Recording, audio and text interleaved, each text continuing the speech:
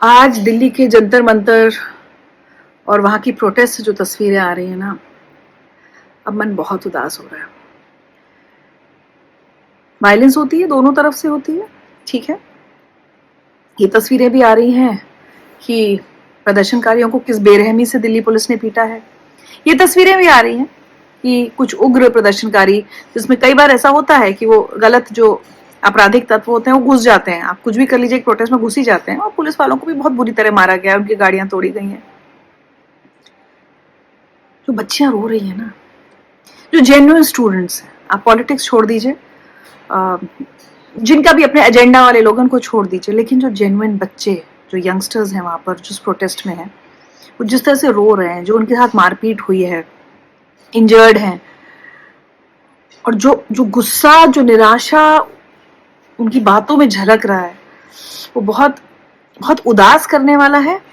और मुझे लगता है एज ए नेशन हम सबको सोचना चाहिए। मैंने कुछ दिन पहले लिखा कि हुआ क्या है ना, और ये इस प्रोटेस्ट से पहले मैं ये बोलती थी, मैं लगभग पिछले 2-3 साल से बात लगातार जैसे होता है बातचीत में बोलती थी कि अन्ना आंदोलन में जिस तरह से हम सब लोग घुस गए थे, जुट गए थे, मैं भी अन्ना की टोपी पहन रहे थे, उसके बाद अन्ना आंदोलन से निकले हुए जो लोग हैं उनका हमने जो देखा, जो नया रूप देखा, चाहे वो पॉलिटिकल हो या जिन्होंने सबने अपनी अपनी दुकानें चमकाई, तो मैं हमेशा ही बोलती थी कि अब ना बहुत लंबा समय में लगेगा इंडियन सोसाइटी को किसी आंदोलन पर भरोसा करने के लिए।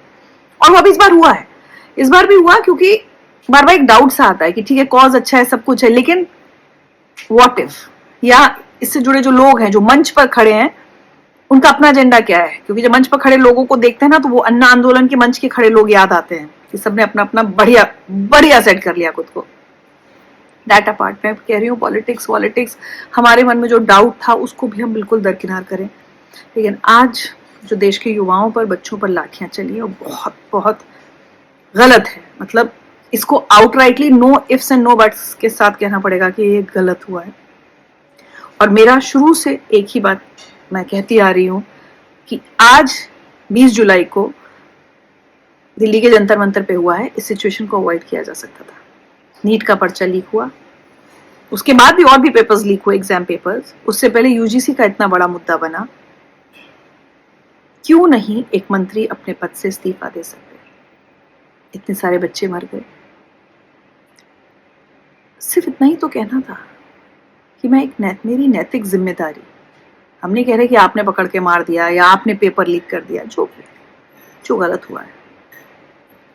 मैं जब ये लिख रही हूँ तो बहुत सारे लोग लिख रहे हैं कि आपको क्या लग रहा है कि वो मंत्री रिजाइन कर देते तो क्या आंदोलन नहीं होता, जो पॉलिटिकल लोग हैं कुछ और तरीका ढूंढ लेते। वो मैं सब समझ रही हूँ, मैं ये नहीं कह रही कि इसके कोई पॉलिटिकल एजेंडा नहीं है इस पूरी प्रोटेस्ट के पीछे। इसमें नेता जब दूसरी पार्टियों के विपक्ष के घुसे हैं तो पॉलिटिकल एजेंडा तो बन जाता है।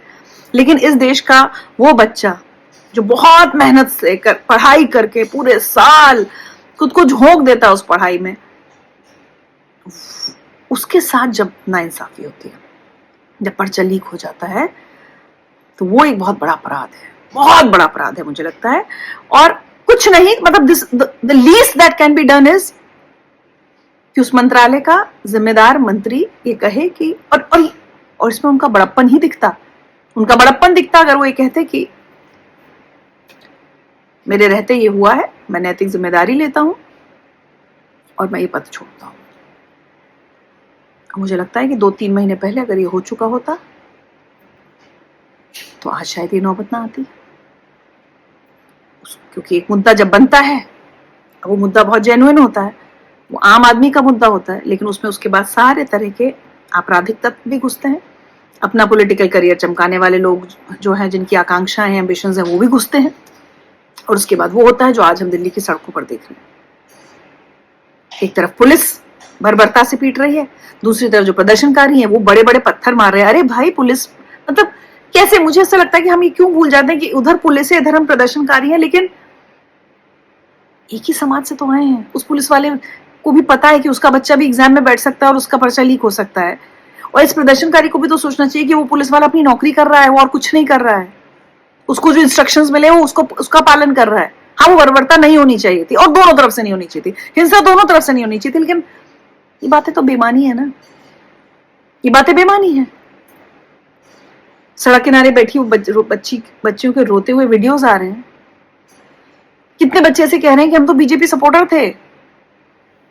क्यों? यहां तक इस पूरी स्थिति को लाने की जरूरत क्या थी? मंत्रिमंडल में क्या फेरबदल नहीं होते? होते हैं। बहुत सारे मंत्रियों को बदला जाता है, वो अपना मंत्रालय छोड़ते हैं।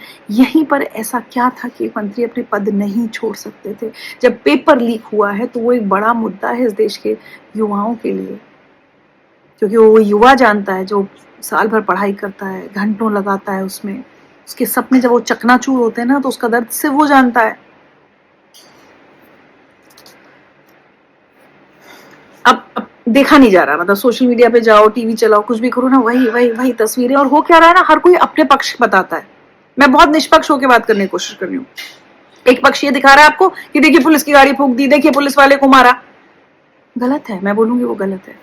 दूसरा पक्ष दिखा रहा है देखिए प्रोटेस्टर्स को मारा, पुलिस लाठियां भांज रही है, लड़कियों के कपड़े फाड़ रही है। गलत है। और मेरा ये कहना है कि यार एक समाज के तौर पे हम कितनी ज्यादा हर बात में एक लाइन ले लेते हैं कि नहीं, अगर मैं इस साइड हूं तो मैं कहूंगी बढ़िया मारा प्रोटेस्टर्स को, और अगर मैं उस तरफ हूं तो मैं दूसरा पक्ष, मतलब अपने अपने पक्ष की बात कर लो। अरे एक बार सब छोड़ के एक इंडियन सिटीजन होकर सोचिए कि आज दिल्ली की सड़कों पर, देश की राजधानी की सड़कों पर जो हुआ है, वो सोशल मीडिया का दौर है, ये तस्वीरें पूरी दुनिया देख रही होगी। क्या ये अच्छा हुआ? क्या ये सही हुआ? क्या युवाओं पर लाठियां चलना ठीक है? क्या वो पुलिस वाला जो अपनी नौकरी कर रहा है उसके साथ हिंसा होना सही है? मैं आपको सच बताऊं, जो लोग मंच पर होते हैं ना, वो भी सेटिंग कर लेते हैं, उनका कुछ नहीं बिगड़ता। या अगर वो जेल जाते भी हैं तो उससे उनका पॉलिटिकल करियर ही चमकता है। आम आदमी पार्टी हमारे सामने एक बहुत बड़ा एग्जाम्पल है। हमें समझना होगा कि एक नई पार्टी हमें नहीं देखनी। इसलिए मैं उन लोगों की बात नहीं कर रही हूँ जो सो कॉल्ड नेतृत्व या नेता बने हुए हैं उसके।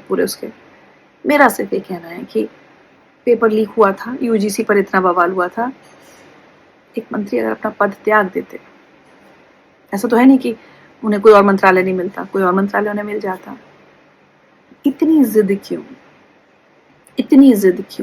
और ये जिद कितनी महंगी पड़ सकती है ना, ये अभी हम लोग सोच भी नहीं सकते। आने वाले कुछ चंद महीनों में क्या होगा, इस जिद का नतीजा हम नहीं जानते।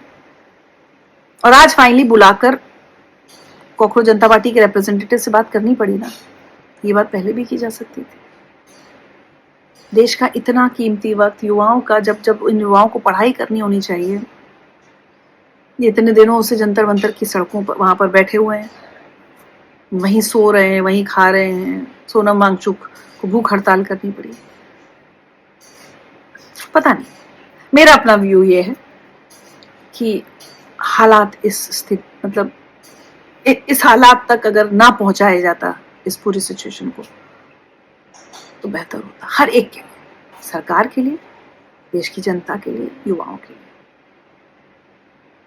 युवा यही तो मांग रहे थे कि जो एक इतना बड़ा घोटाला या अपराध हुआ है, पेपर लीक हुआ है, उसके जिम्मेदार मंत्री इस्तीफा दे दें। मुझे लगता है सिचुएशन को उसी समय कंट्रोल किया जा सकता था। Now it's too late. और अब जो भी होगा उसको हम वही कहेंगे, टू लिटिल टू लेट। देखते हैं क्या होता है अगले 2-4 दिन में। आपकी क्या राय है? कमेंट सेक्शन में लिखकर भेजिए।